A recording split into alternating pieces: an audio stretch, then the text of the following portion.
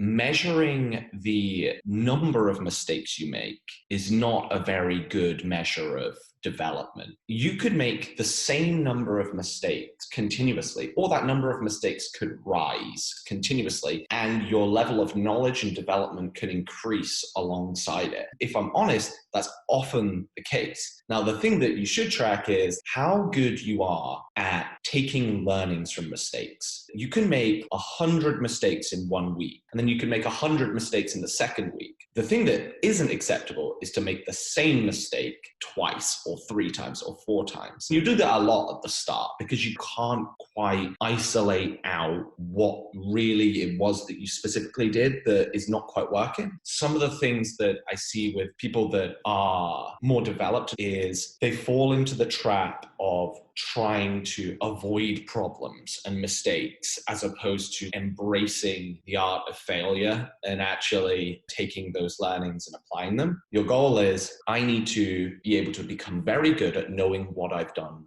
wrong.